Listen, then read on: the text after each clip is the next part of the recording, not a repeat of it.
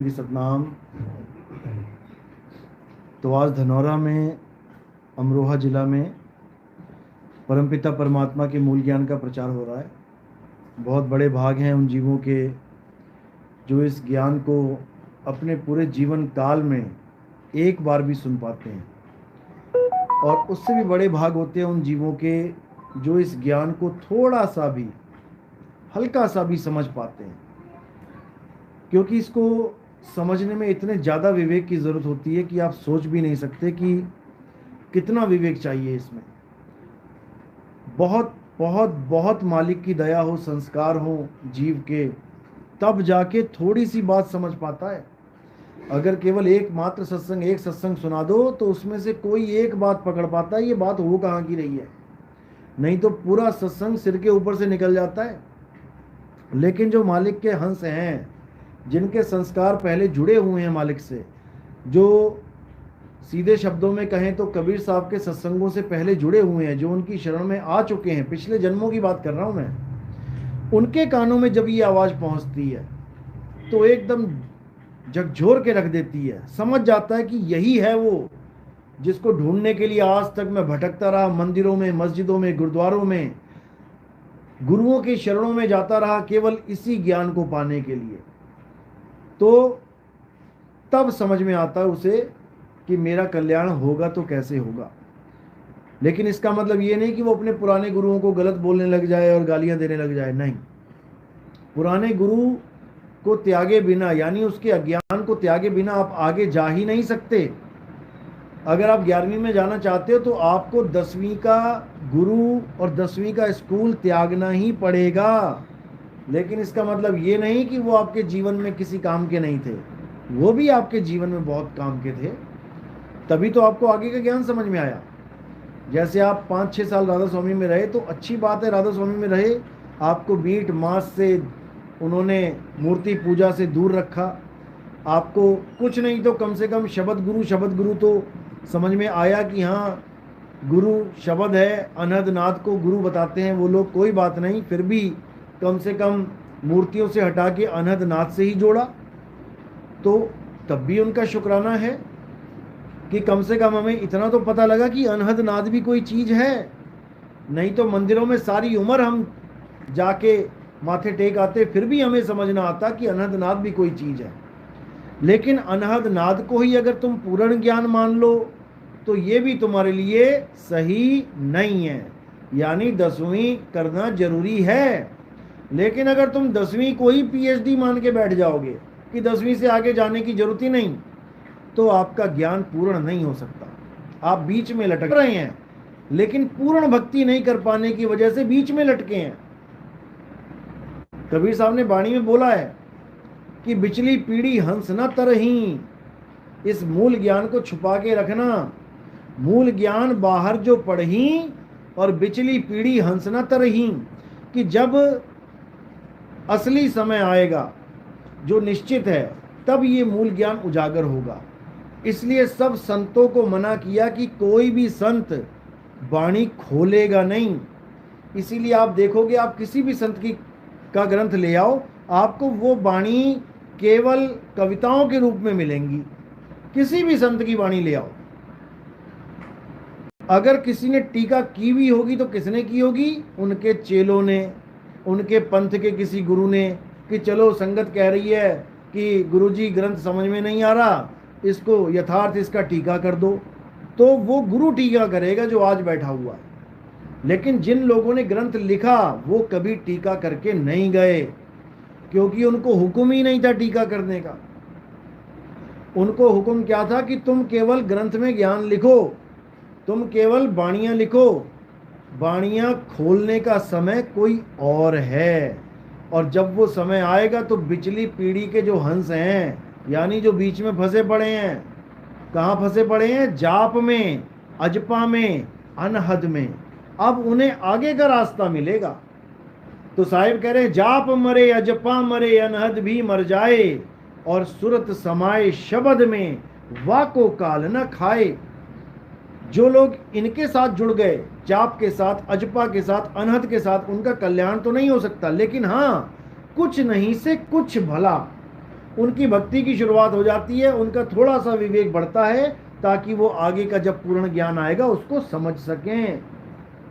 तो उन गुरुओं की भी महिमा कबीर साहब ने गाई है, ऐसी बात नहीं है, लेकिन तब तक गाई है जब तक वो गुरु ये ना बोले कि यही पूर्ण ज्ञान है जो मैं दे रहा हूं। साहिब ने बिल्कुल क्लियर किया कि गुरु मेरे सब ही बड़े, सबको महानता दे दी, अपनी अपनी ठौर, यानी तुम्हारा वो गुरु ये बताए कि मेरी ठौर कहां तक है। ये नहीं कि सारे महान बने हुए हैं, सारे सतगुरु बने हुए हैं। दूसरी क्लास वाला भी कह रहा मैं पीएचडी तक पढ़ा दूंगा तुझे, 5वीं वाला भी कह रहा मैं पीएचडी करा दूंगा, 10वीं वाला भी कह रहा मैं पीएचडी करा दूंगा। यहां पर वो उनको दोष लग जाता है गुरु को, और जिसको दोष लग जाता है फिर वो गुरु नहीं, फिर गुरुआ है वो। फिर कहते हैं गुरुआ, गुरुआ यानी झूठा गुरु। उसका क्या हाल होगा? झूठा गुरु अजगर बने और 1,84 जाए, सारी संगत चींटी बने तोड़ तोड़ के खाए। फिर वो जन्म बर्बाद कर रहा है तुम्हारा। वो सीधे कह दे भैया मेरे पास जाप है, मैं जपी हूं और मैं तुझे भी जपी बना दूंगा, उसको कोई दोष नहीं लगेगा। सब्जी बेच रहा है कोई, वो कह दे भैया परसों की सब्जी है, थोड़ी सी खराब भी हो गई है, छांट ले भाई जो तुझे चाहिए। अब वो कहे नहीं, और उसके ऊपर हरा हरा पेंट स्प्रे मार दिया, ऊपर सब्जी खराब है बिल्कुल, लेकिन उस पर स्प्रे मारते हैं लोग, सेब के ऊपर लाल स्प्रे मार देते हैं दिखाने के लिए, फिर वो दोषी हैं। वो खराब सेब बेचें, दोषी नहीं है। ये कह के भैया खराब हो गया है, 100 का था 20 का ले जा यार, तू जो सही लग रहा वो ले जा, तो उसमें उसको दोष नहीं है। लेकिन अगर वो चालाकी करेगा, जीवों के साथ धोखा करेगा, फिर वो दोषी हो जाएगा, फिर उसका सहाय परमात्मा भी नहीं है। तो कबीर साहब ने साफ बोला है, आ जाओ बैठो बेटा, कि झूठा गुरु अजगर बना 1,84 जाए और सारी संगत चींटी बने तोड़ तोड़ के खाए। फिर उसकी दुर्गति होना पक्का है, कोई उसे माई का लाल बचा नहीं सकता। लेकिन अगर वो गुरु ये समझा दे कि भाई मैं जपी हूं, मैं तपी हूं, मैं सन्यासी हूं, मैं तुम्हें केवल तपस्या करना सिखा सकता हूं, चारों तरफ आग लगा दूंगा कंडे लगा के गोबर के, बीच में तुम बैठ के भक्ति करोगे और ये तपस्या सिद्ध कर लोगे, मैं इतना ज्ञान दे सकता हूं। अब कोई कहे नहीं बीच में आग लगा के तू बैठेगा तुझे परमात्मा मिल जाएगा, ये गलत है। तो कबीर साहब ने किसी का विरोध ऐसे ही नहीं किया, बहुत सोच समझ के किया। आज लोग भी कहते हैं नितिन दास सबका विरोध करता है, सबका। अरे तुम्हारे भले के लिए विरोध कर रहा हूं मैं, मेरा क्या जा रहा है, मुझे थोड़ी नहीं बेवकूफ बना सकता कोई, मुझे दुनिया का कोई गुरु बेवकूफ नहीं बना सकता, लेकिन तुम्हें बना सकता है। इसलिए मैं आगाह करता हूं तुम्हें कि वो फलाना ऐसा बोलता है, फलाना वैसा बोलता है। लोग कहते हैं आपको क्या पड़ी है, आप क्यों बोलते हो कि वो ऐसा बोल रहा है। अरे मैं नहीं बोलूंगा तो कौन बोलेगा। सरकार ने नोट बनाए, लेकिन सरकार ने बैंक में नकली नोट की भी व्याख्या कर रखी है। अब सरकार को कहो आप क्यों बोल रहे हो नकली नोट कैसा होता है, क्योंकि मूर्ख तुम बनोगे। सरकार को थोड़ी नहीं चलेगा वो नकली नोट, किसको चलेगा? नकली नोट तुम लोगों को चलेगा। इसलिए गुरु का फर्ज होता है कि असली और नकली दोनों का भेद बताए तुम्हें, तभी तो तुम परख कर पाओगे। नहीं तो किसी ने 2-4 मीठी मीठी बातें करी और तुम हो लिए उसके साथ, भले वो तुम्हें बाद में गड्ढे में डाल दे, 84 में धकेल दे, उसका क्या फायदा? उस मीठे का क्या फायदा जो तुम्हें डायबिटीज कर दे। फिर कड़वा करेला ढूंढते फिरोगे कि करेला खा लूं तो ठीक हो जाऊंगा, और पहले ही खा लिया होता, पहले ही कड़वे से प्रेम कर लिया होता तो शुगर होती ना। तो यही कबीर साहब का सिद्धांत है कि भाई भले कड़वा बोल लेकिन सत्य बोल, भले दुनिया मारने को आती है कोई बात नहीं, सांच कहूं जग मारन धावे और झूठे को पतियाई हो, कहें कबीर सुनो भाई साधो हमसे झूठ कहाना जाई हो। दुनिया झूठों को प्यार करती है और सच्चे को लताड़ती है। देखो संतों को सूली पे चढ़ा दिया, आग में डाल दिया, तत्ती तवी पे बैठा दिया, गर्दनें काट दी, नाखून उखाड़ दिए, जीभ काट दिए, जहर पिला दिया, सब कुछ कर दिया। क्यों? उन्होंने किसी का क्या बिगाड़ा था भाई?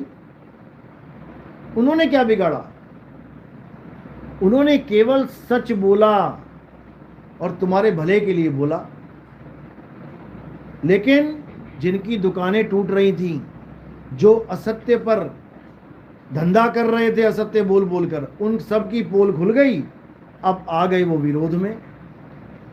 इसी प्रकार हमारे भी विरोधी हैं। हमारे विरोधी को सुन के ये मत सोच लिया करो कि जी वो बहुत महान काम कर रहे हैं। वो महान काम नहीं कर रहे हैं, वो अपनी असलियत बता रहे हैं। वो ये बता रहे हैं कि हमारे धंधे चौपट कर दिए सत्संग ने, इसीलिए वो खुल के विरोध करते हैं। और खुल के भी नहीं कर पाते, नहीं तो सारे गुरु आ जाएं खुल के।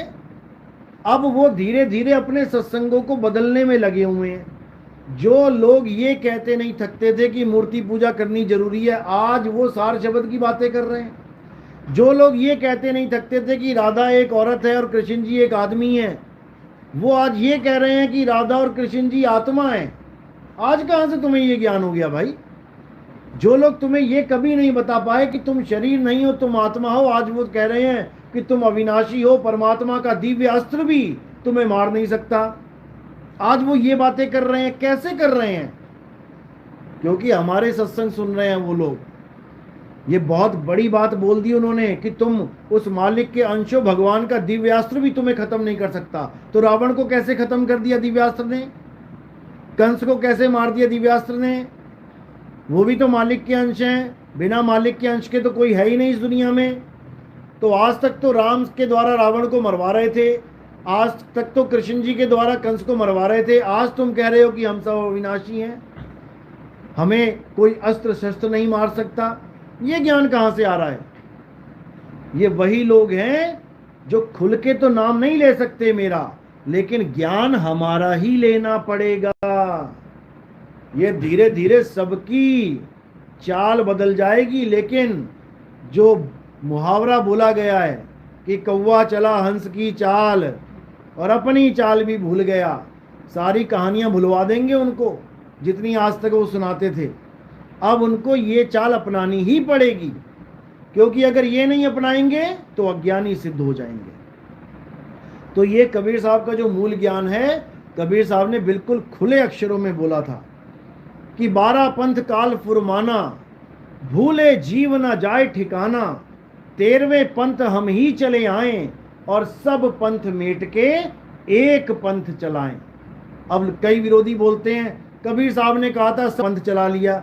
अरे भैया, नितिन दास का पंथ नहीं है ये वही एक अकेला पंथ है जो कबीर साहब कह रहे हैं कि सब पंथ मेट के एक पंथ चलाएं। यही है वो पंथ।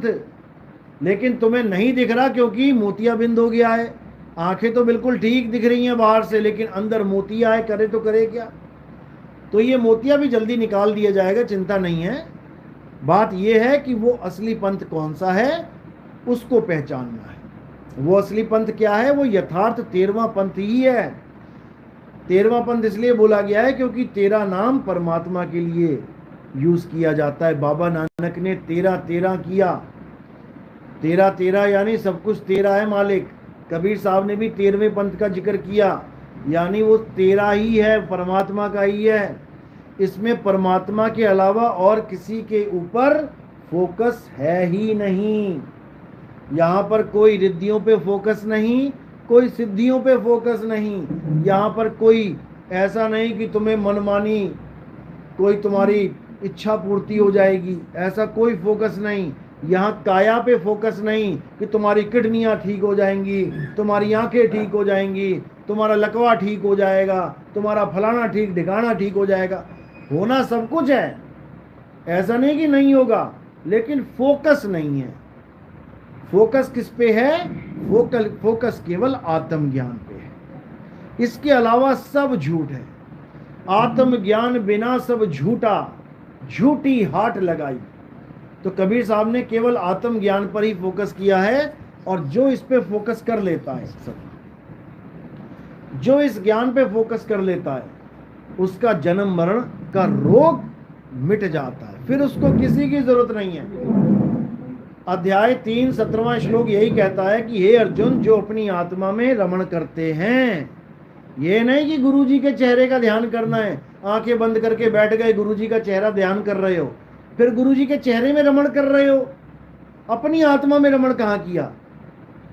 फिर तो चेहरे को भगवान मान बैठे, और चेहरा भी वो कर रहा है, ध्यान में ला रहा है जिसकी आंखें हैं।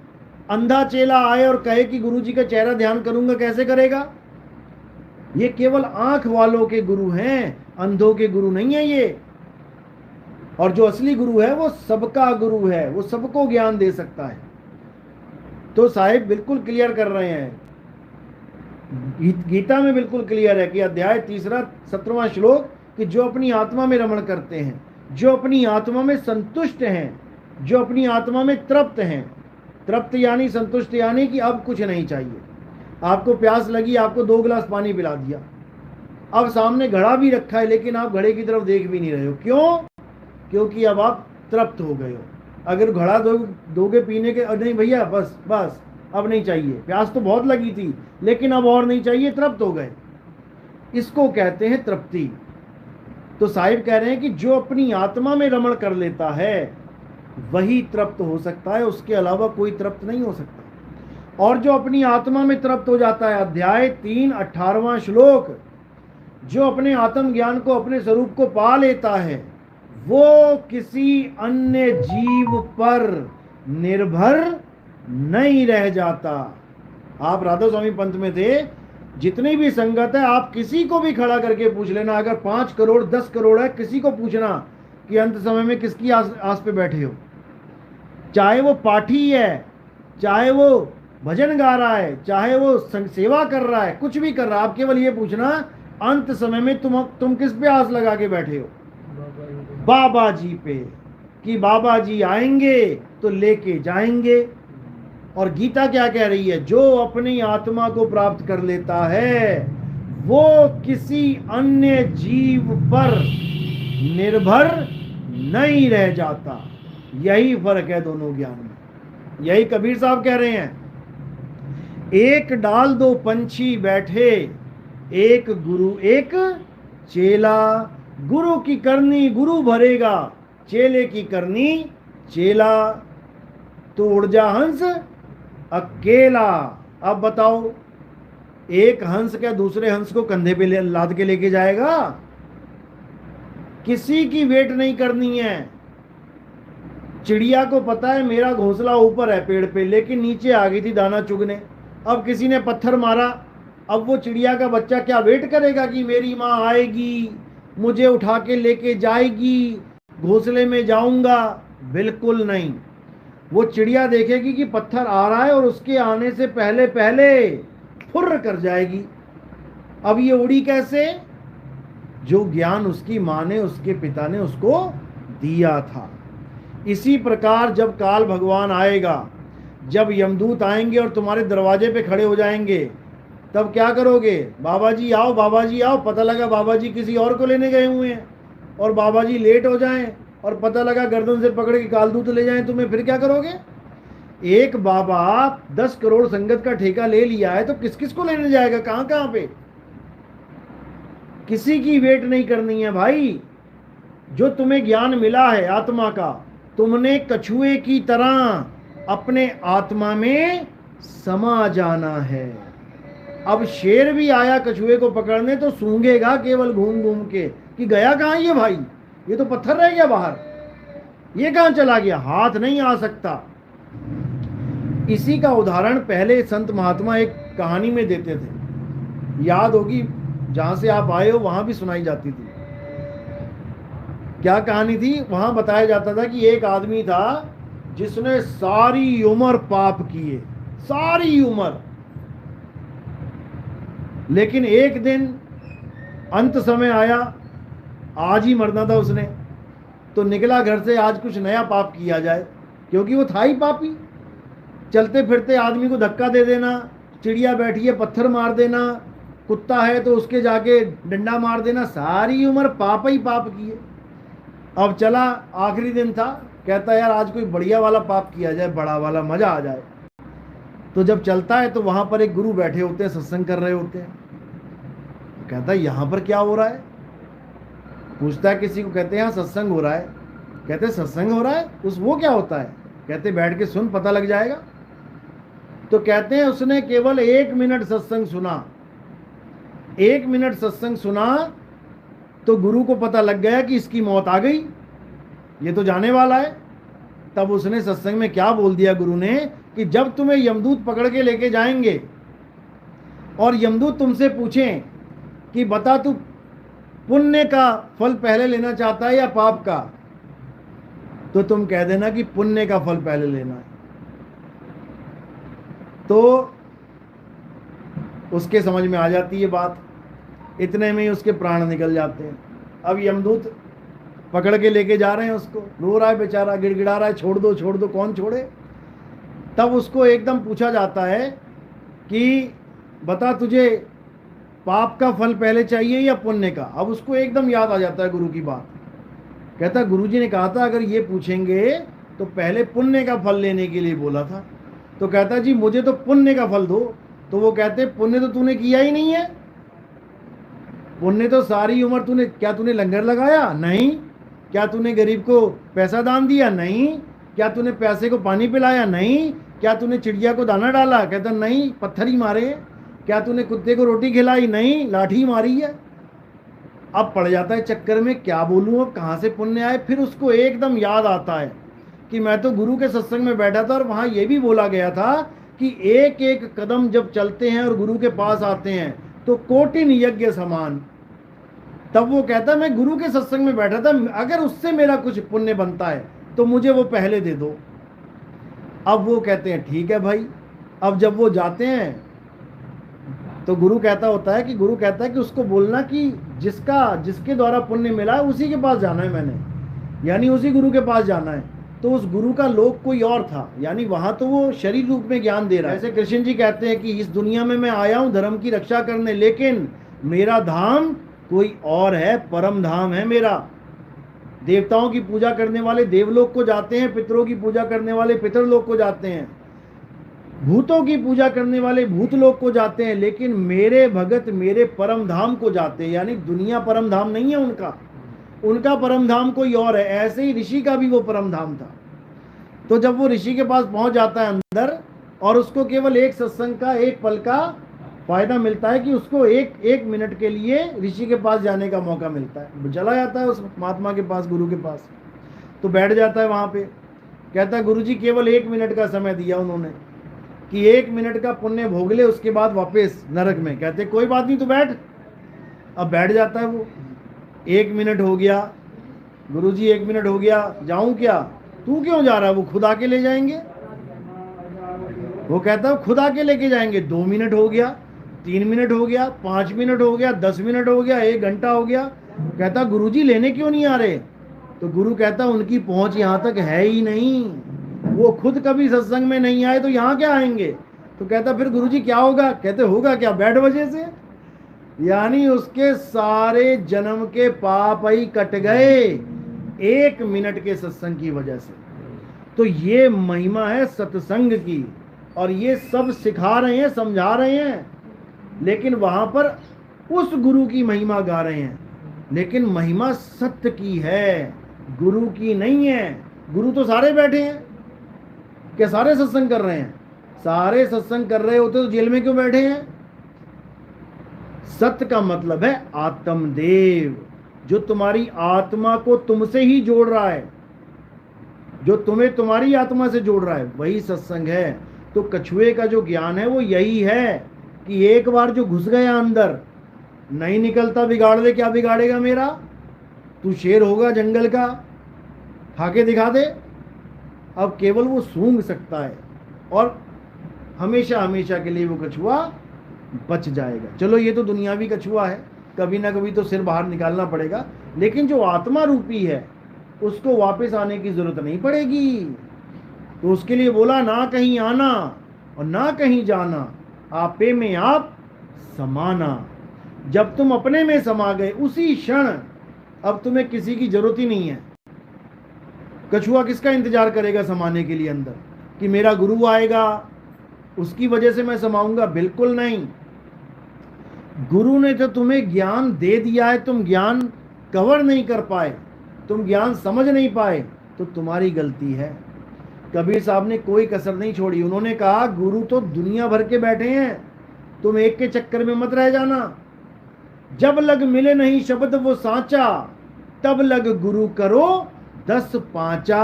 और ये गुरु क्या कहते हैं, तुमने एक बार गुरु धारण कर लिया, अगर अब तुम गुरु बदलोगे तो तुम्हें नरक हो जाएगा। दत्तात्रेय के कितने गुरु थे? 24 गुरु करके बैठे हैं, फिर सबसे बड़ा नरक का भागी तो फिर दत्तात्रेय को कर दो कि 24 बार उन्होंने गुरु बदल, सबसे बड़ा नरक उन्हीं को मिलेगा? बिल्कुल नहीं, इस भ्रम में कभी रहना ही नहीं है। जो बंदा गुरु बदलता है असल में वही असली ज्ञान को अर्जित कर पाता है। जो पहली LKG में आया, गुरु बदल के पहली क्लास में गया, गुरु बदल के दूसरी में गया, गुरु बदल के 5वीं में गया, गुरु बदल के 10वीं 11वीं 12वीं करके गुरु बदल बदल के PhD तक पहुंचा, उसी के नाम के आगे डॉक्टर लगेगा। 10वीं वाला लगा के दिखा ले डॉक्टर, नहीं लग सकता। तो गुरु बदलना कोई पाप नहीं है। गुरु कब बदला जाता है? जब हमें आगे का ज्ञान मिल जाता है, तब गुरु बदलने में कोई दोष नहीं लगता। लेकिन अगर कोई कहे यार इस गुरु के पास गया हूं, अब ये बीड़ी पीना मना करवा दी, दारू पीना मना करवा दी, गांजा पीना मना, अरे यार गुरु छोड़ देते हैं यार, नहीं तो पाप लगेगा, दारू पी के गांजा पी के पाप लगेगा। तो पाप ना लगने के कारण गुरु छोड़ देते हैं कई, या फिर गुरु ही ऐसा ढूंढते हैं जो मीट खाना मना ना करे, जो दारू पीनी मना ना करे, गांजा पीना ना मना ना करे। तो निरंकारी बाबा की जय हो, वहां चले जाओ। वहां कहते हैं दारू पी रहा है, अरे शरीर पी रहा है, आत्मा थोड़ी नहीं पी रही है। मीट खा रहा है, शरीर पी खा रहा है, आत्मा थोड़ी नहीं खा रही है। अरे भैया तो गोली मार रहा है तो शरीर ही मार रहा है, गाली दे रहा है शरीर ही दे रहा है, गला काट रहा है शरीर ही काट रहा है। फिर तो ये भी फ्री कर दो कि तुम किसी को भी गोली मार सकते हो, किसी का भी गला काट सकते हो, तुम्हें कोई पाप नहीं लगेगा। वहां तुम एक दूसरे के पैर छुआते हो, जाति एक दूसरे के पैर छूते हैं। क्यों? तुझ में भी निरंकार, मुझ में भी। और बकरे में निरंकार नहीं है, मुर्गे में निरंकार नहीं है। मतलब जहां तुम चाहोगे वहीं निरंकार होगा, और जो तुमने खाना है उसमें निरंकार को तुम देखो भी ना। तो ये सब भरम जाल है, ये सब इन लोगों को गुरुआ बोला गया है। गुरुआ तो घर घर फिरे कौड़ी केर 50, अपने रूप की खबर नहीं शिष्यकरण की आस। जो घर घर जाके मंत्र देते हैं, जो घर घर जाके दोनों हाथों के बीच में निरंकार दिखाते हैं कि ये है निरंकार हाथों के बीच में, ये सब गुरुआ हैं। जो अनहद नाद देते हैं, जो श्वासों का अजपा जाप करवाते हैं, सोहंग सोहंग कर लो जी, मंत्र दे दिया सोहंग। और साहिब कह रहे हैं जो जन होंगे जौहरी रतन लेंगे बिलगाए, सोहंग सोहंग जपी मुआ मिथ्या जन्म गवाए। जो सोहंग सोहंग का जाप करके झूठे में, मिथ्या में जीवन बर्बाद करके चले गए, वो तो ये मंत्र बांट रहे हैं। तो कैसे कल्याण होगा? जब तक तुम्हें सत्य का पता ना लग जाए। और सत्य का पता केवल तब लगता है जब तुम्हारे जीवन में भेदी गुरु आता है, तब समझ में आता है कि सत्य क्या है, वस्तु कहाँ है। वस्तु है तुम्हारे पास, लेकिन तुम्हें वस्तु का बोध नहीं है। वस्तु कहीं ढूंढे कहीं कैसे लागे हाथ, गुप्त वस्तु तब मिले भेदी लीजिए साथ। वस्तु तुम्हारे पास है। जैसे मीराबाई मूर्ति लेके घूमती थी, कृष्ण जी की मूर्ति लड्डू गोपाल की लेके घूमती थी। अब उसे रविदास जी मिले, कबीर साहब मिले, सत्संग मिला, तो उसको समझ में आया। उन्होंने क्या समझाया कि मीरा, जिस भगवान को तू पकड़ के घूम रही है, ये तो तूने पकड़ा हुआ है, ठोकर लगेगी छूट जाएगा, गिर जाएगा। जिस दिन ये भगवान तुझे पकड़ ले, उस दिन समझना कि अब तेरी भक्ति पूर्ण हो रही है। उसके बाद पल्ले पड़ गई कि भगवान ने मुझे थोड़ी नहीं पकड़ा, मैंने भगवान को पकड़ा है। कब तक पकड़ूंगी? जब तक जान है। जिस दिन जान चली गई उस दिन भगवान छूट जाएगा हाथ से। अब मुझे ऐसा भगवान चाहिए जो मुझे पकड़ ले। जब आप सैर करने जाते हो या फिर कोई ट्रैफिक में जाते हो बच्चे को लेके, जहां कारें चल रही हैं, वहां बच्चे को उंगली पकड़ाते हो कि तुम बच्चे का हाथ पकड़ते हो? खुद सोचो। जब पार्क में जाते हो जो बिल्कुल सेफ होता है, तब तुम अपनी उंगली पकड़ा देते हो। और जहां पर खतरा होता है, नदी के किनारे जा रहे हो, तो तुम अपनी उंगली पकड़ाओगे बच्चे को? नदी के किनारे किनारे किनारे चल रहे हो, स्लीपर है, पूरा स्लिपी है, स्लिप हो सकता है, तो तुम पकड़ोगे बच्चे का हाथ कि कहीं स्लिप ही ना कर जाए, ये गिर ही ना जाए। तो वहां पर भगवान जब हमारा हाथ पकड़ेगा तब हम समझेंगे कि हाँ, हमारी अब मुक्ति होगी।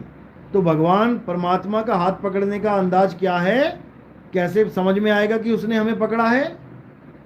जैसे चुंबक लोहे को पकड़ती है।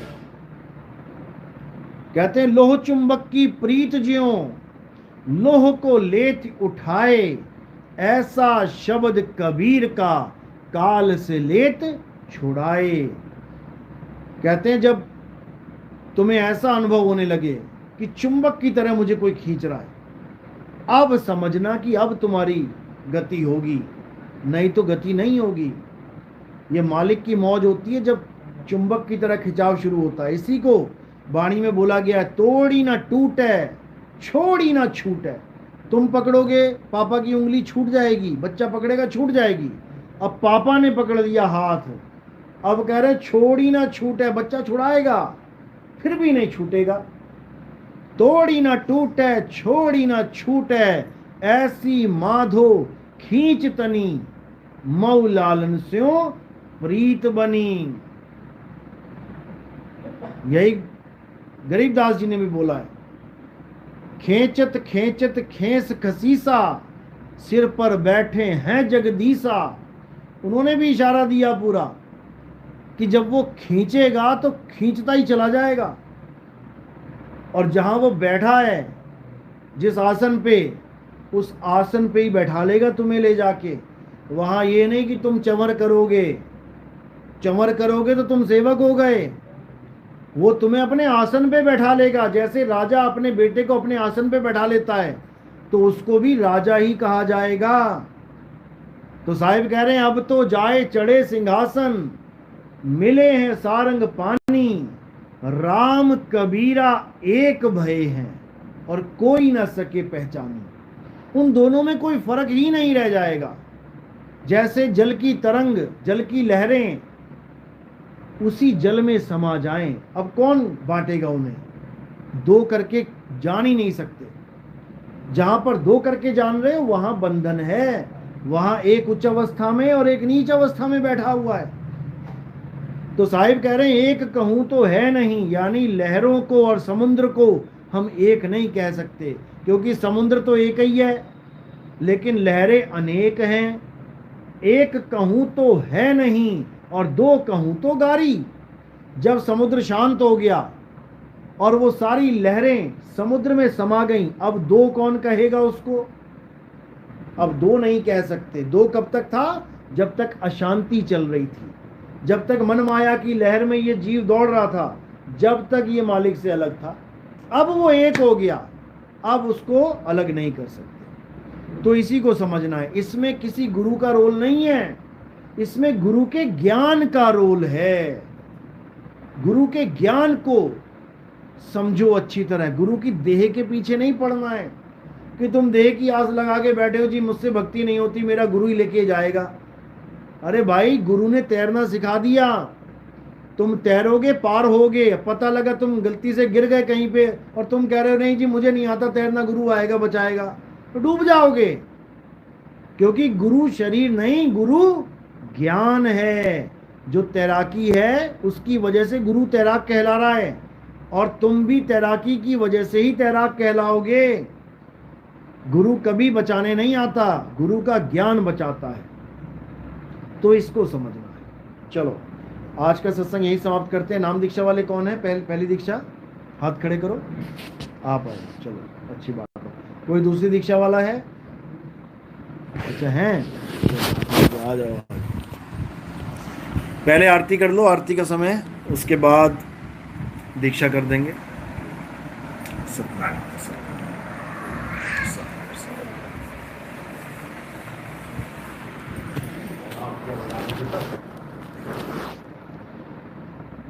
चलो थाली लिया बेटा आरती की।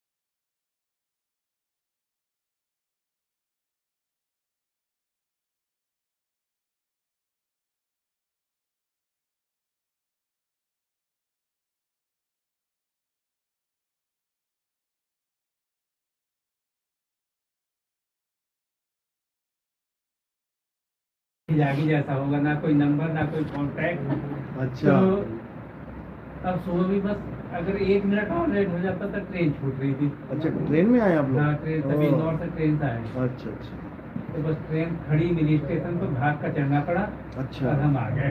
चलो, बहुत अच्छी बात है। देखो, अगर आपने मन में विश्वास बना लिया है कि आना ही है, जब आप चलते हो ना, देखो, तो परमात्मा भी तो बैठा हुआ है ना, वो पूरा इंतजाम करता है।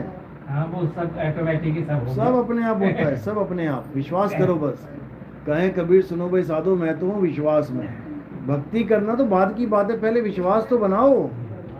बिना विश्वास के भक्ति नहीं होती है।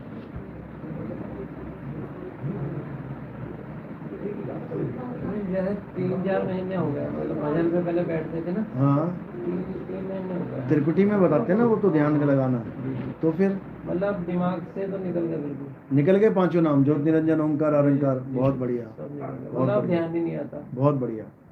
जैसे सत्संग लगते हैं, तो हाँ, सत्संग सुनना तो कोई सत्संग तो मैं कहता हूँ सबके सुनो। सब नहीं, कोई सत्संग में जाना कभी मैंने मना किया भी नहीं है, ना मैं करूंगा। मैं तो कहता हूँ पुराने गुरु के पास भी जाओ सत्संग सुनने, और उनको भी समझाओ कि गुरुजी तुम कहाँ अटके पड़े हो, तुम आगे बढ़ो, रास्ता भी और आगे है।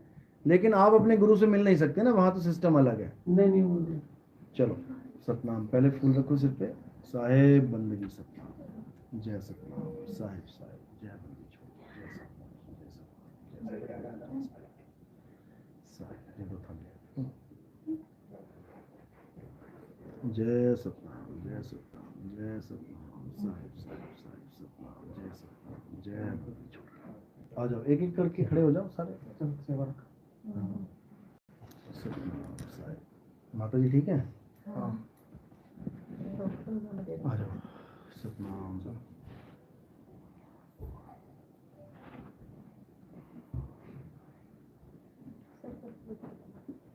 सतनाम। पहले फूल रखो। सतनाम, जय बंदी छोड़। सतनाम सतनाम सतनाम सतनाम। देखो, साहिब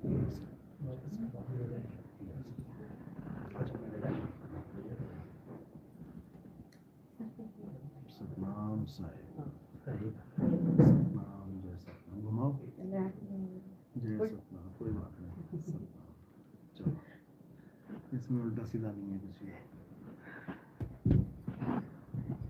सतनाम साहिब, जय सतनाम, जय सतनाम, जय सतनाम साहिब।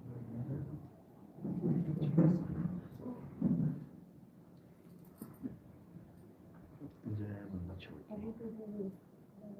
सतनाम साहिब, सतनाम, जय सतनाम, जय सतनाम, जय सतनाम, जय साहिब साहिब, सतनाम।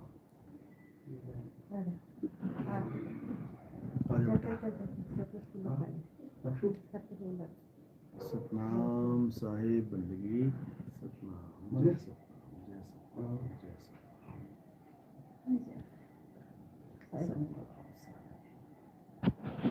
आ जाओ। सतनाम सतनाम साहिब, सतनाम सतनाम साहिब।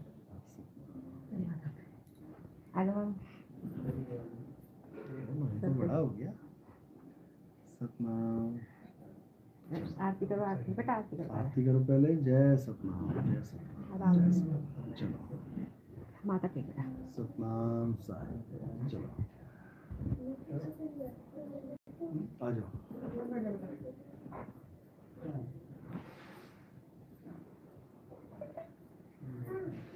सतनाम साहिब बंदगी सतनाम, जय सतनाम, जय बंदी छोड़। साहिब साहिब सतनाम, जय सतनाम, जय सतनाम, जय सतनाम। साहिब साहिब, जय बंदी। चलो, हो गए सब? चलो,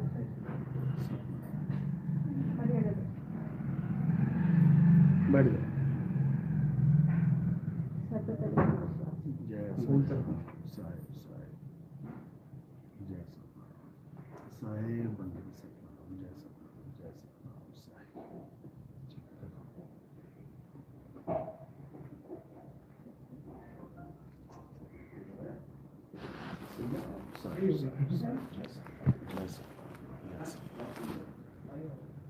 चलो बैठ जाओ सब। बोलिए परमपिता परमात्मा की, सदगुरु बंदी छोड़ कबीर साहिब की, सभी संतों की, सभी भक्तों की, आज के आनंद की, सकल हंस को बंदगी साहेब, बंदगी सब। प्रसाद बांट दो, उसके बाद नाम दीक्षा कर देते हैं।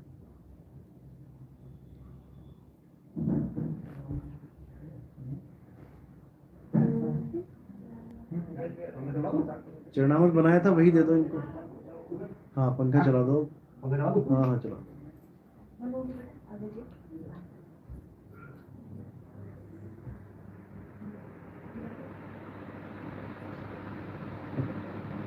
इकट्ठी कर देना, सेवा इकट्ठी कर दो।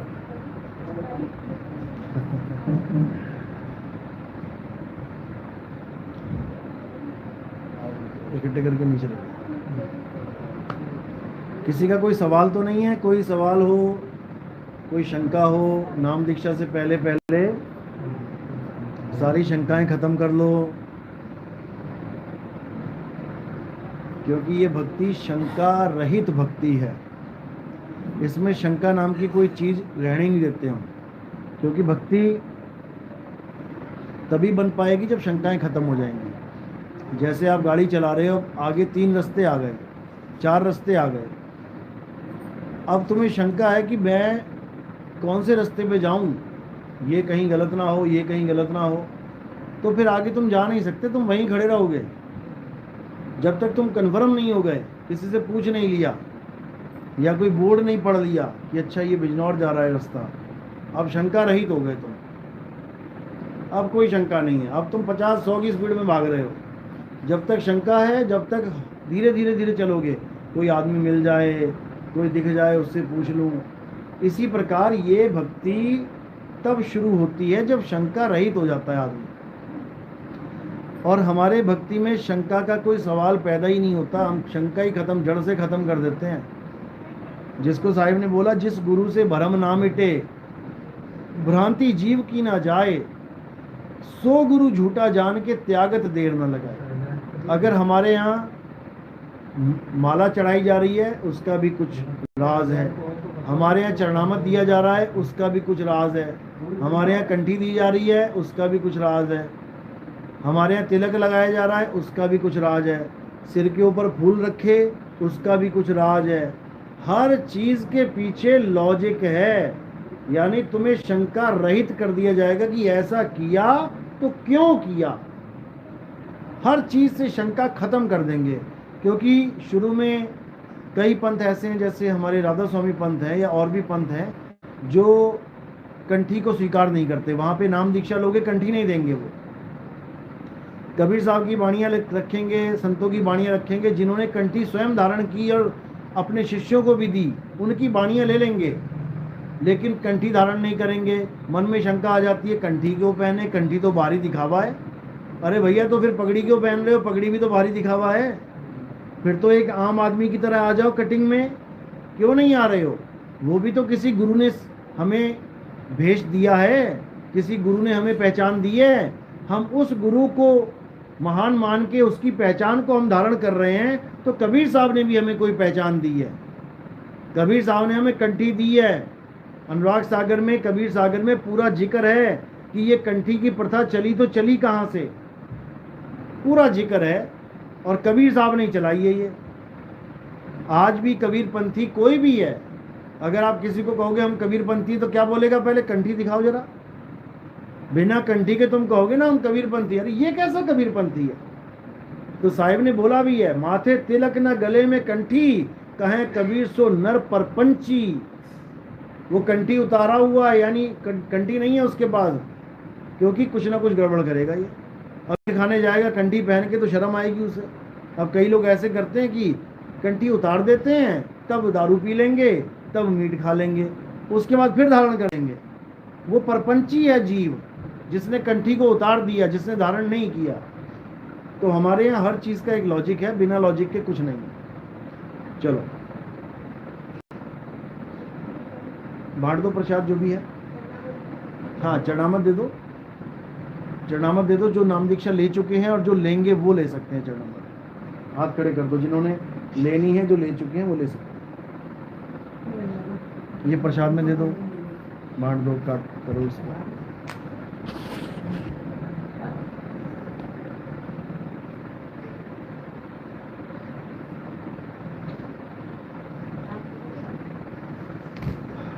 बेटा वो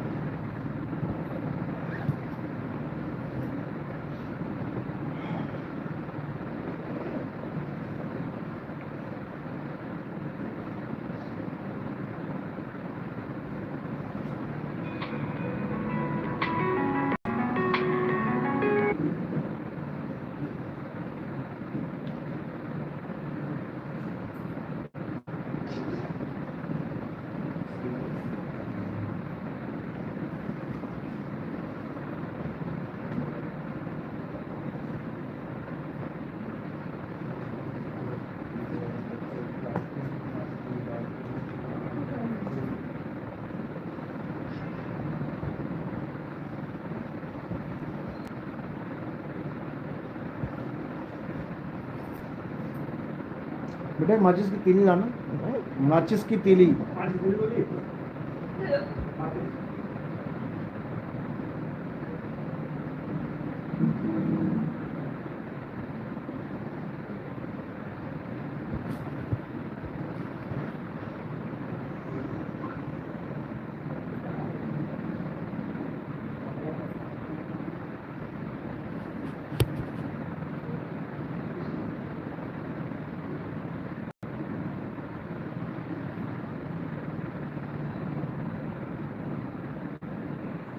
आ जाओ आगे। आज प्रथम दीक्षा मिलेगी आपको। प्रथम दीक्षा में कुछ 52 अक्षरी नाम दिए जाते हैं ताकि पुराने वाले नाम अंतर मन से डिलीट हो जाएं। अभी तो खैर बाहर से जैसे छोड़ रहे होंगे आपने, अंदर में अभी ये भी चल रहे होंगे। आगे आ जाओ। अंतर में ध्यान दोगे तो मन अपने आप जप रहा होगा, ज्योत निरंजन ओंकार रारंकार, क्योंकि वो एक लड़ी चल पड़ती है अंदर। हाथ करो दोनों ऐसे। इसको समझ लो ये क्या किया जा रहा है। ये आपकी निशानी लगाई जा रही है। सबसे पहली निशानी लगी है इंगला पिंगला सुषमना पे। अब वहाँ पर ध्यान नहीं धरना है, उसका कोर्स पूरा हो गया।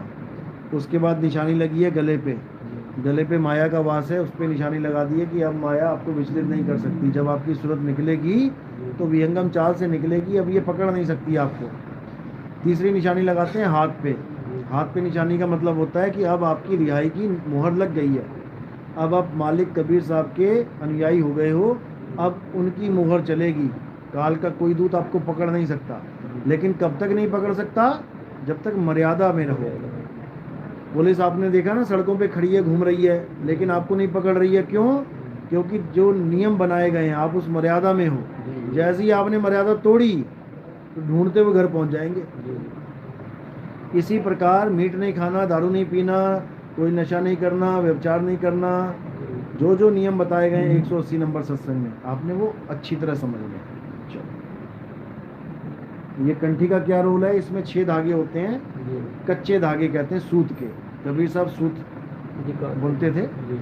तो कच्चे धागे यानी कच्चे शरीरों की बात है यहाँ पर। स्थूल, सूक्ष्म, कारण, महाकारण, केवल, हंस, ये 6 शरीर है। ये कच्चे शरीर है। इसमें बार बार जन्म मरण होता ही रहता है, ये छूटते ही रहते हैं। अब पक्का क्या है? वो जो एक मोती है ना मन का, वो पक्का है। वो क्या है? वो तुम्हारी आत्मा को प्रदर्शित करता है। यानी जड़ और चेतन दोनों तुम्हारे गले में डले हुए हैं। तुमने ध्यान रखना है कि शरीर कच्चे हैं और आत्मा पक्की है। आत्मा के अलावा किसी पर आस नहीं रखनी है। आत्मा क्या है? आत्मा ही कबीर है। कक्का केवल नाम है, बब्बा ब्रह्म शरीर, रारा सब में रम रहा, वाको नाम कबीर। तो इसी को बोला दास मलूक सलूक कहते हैं, खोजो खसम कबीर। तो कबीर आत्मदेव है, उसी को खोजना है। इसी को बोलते हैं झांकी देख कबीर की, नानक कीती वाह, और वाह सिखन के गल पड़ी, अब कौन छुड़ाए ताह। नानक साहब ने तो कबीर की झांकी देखी, यानी आत्म ज्ञान की झलक देखी, और उनके मुंह से निकला वाह, क्या बात है। वाह गुरु, और लोगों ने वाह गुरु पकड़ लिया और उस ज्ञान को नहीं समझ पाए जो वो देना चाहते हैं। तो अब आपने शुरू में 5 नाम जपने हैं। क्या जपने हैं? बोलो, जय गुरु, जय गुरु, जय बंदी छोड़, जय बंदी छोड़, जय साहिब, जय साहिब, सतनाम, सतनाम, साहिब बंदगी। साहिब बंदगी। जय गुरु का मतलब है उस गुरु की जय जो हम सबका गुरु है, सारे जगत का गुरु है। कौन है वो? परम पिता परमात्मा। वो तेरा मेरा उसका गुरु नहीं है कि दीवार पे फोटो लटकी है जी, फलाना मेरा गुरु, फलाना तेरा गुरु। हम सबका एक गुरु, जिसको वाह गुरु कहते हैं। तो उस गुरु की जय। जय बंदी छोड़, यानी जो बंधनों से छुड़ा दे, जो बंदी को छुड़ा दे, जो कैदी को छुड़ा दे, उसकी जय। वो परमात्मा ही है। बंदी कौन है? बंदी कौन है? हम हैं बंदी, जीवात्मा। जी। अब इस बंदी को कौन छुड़ाएगा? परमात्मा। किसको छुड़ाएगा? जीवात्मा को। छुड़ाएगा कौन? परमात्मा को। परमात्मा छुड़ाएगा जीवात्मा को। जय गुरु, जय बंदी छोड़, जय साहिब। अब किस साहिब की जय करनी है? जो सबसे डाढ़ा साहिब है, सबसे बड़ा साहिब है। जिसदा साहिब डाढ़ा होवे। अब बोला है जिसदा साहिब डाढ़ा होवे, यानी डाढ़ा यानी बड़ा साहिब, यानी छोटा साहिब भी है किसी का। छोटा साहिब कौन है? जिसके माँ और बाप होते हैं, वो छोटा साहिब है। आप किसी की भी पूजा करते हो जिसके माँ और बाप हैं, तो आप छोटे साहिब की पूजा कर रहे हो। वो आपको नहीं बचा सकता, क्योंकि वो खुद 9 महीना उल्टा लटक के आया, आपको क्या बचाएगा? तो साहिब कह रहे, बंधे को बंधा मिला, छूटे कौन उपाय, और कर सेवा निर्बंध की, जो पल में ले तो छुड़ाए। अब उस साहिब की पूजा करनी है जो साहिब डाढ़ा है। तो डाढ़ा साहिब कौन है? वो एक ही है, जिसके माँ और बाप नहीं है, परमपिता परमात्मा। इसीलिए बोला साहिब सबका बाप है, बेटा किसी का नाही, और बेटा होके जन्मया सो तो साहिब ना है। तो जय गुरु, जय बंदी छोड़, जय साहिब, सतनाम। उसी का नाम सत्य है। परमात्मा का नाम सत्य है। तो हमारा नाम क्या है? सत्य है कि असत्य है? हमारा नाम भी सत्य है, लेकिन कब तक? जब तक हम 52 अक्षर के नाम ना रख लें, तब तक। जैसे ही 52 अक्षरों के नाम रख लिए, किसी ने सुरेश, किसी ने महेश, ये सब नकली हो जाता है सामान। जिसको गुरु ग्रंथ साहब में बोला कृत्रिम नाम, यानी नकली नाम, कथे तेरे जीवा, सत्य नाम तेरा परा पुरबला। अब उस सतनाम की जय करनी है जिसका कोई नाम ही नहीं है। राम जी का नाम इसलिए रखा क्योंकि ये अक्षर बन गए थे। का खा गा गा या रा लावा, रख दिया राम, रख दिया लक्ष्मण, रख दिया हनुमान, रख दिया शिव, रख दिया पार्वती, क्योंकि अक्षर पैदा हो चुके हैं। जब अक्षर भी नहीं है तो राम का नाम क्या है? तो राम का नाम सत्य है। राम नाम सत्य है। सत्य का मतलब ये नहीं सा और ता, फिर तो सा और ता भी तब बने हैं जब ये 52 अक्षर बने।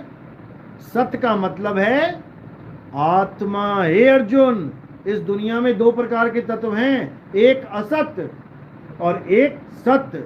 असत्य क्या है? असत्य तुम शरीरों को जानो। जब शरीर असत्य है तो शरीर का नाम सत्य कैसे हो सकता है?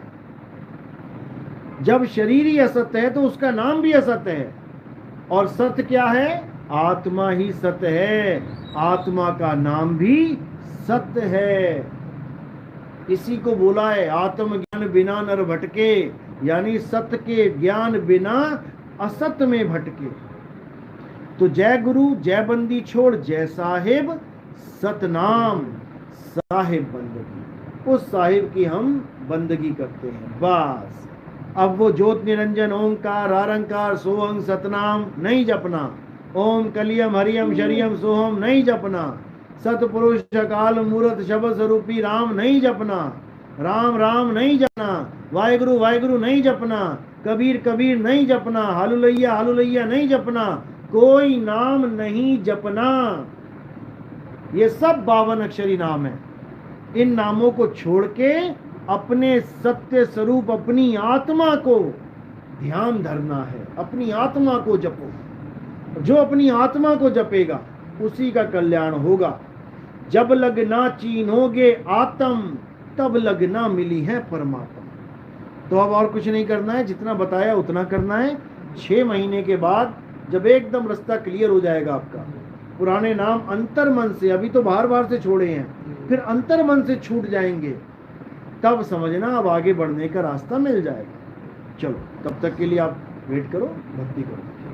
बोलिए सतगुरु बंदी छोड़ सतगुरु सत्य कबीर साहिब की सदा ही जय। साहिब बंदगी सब।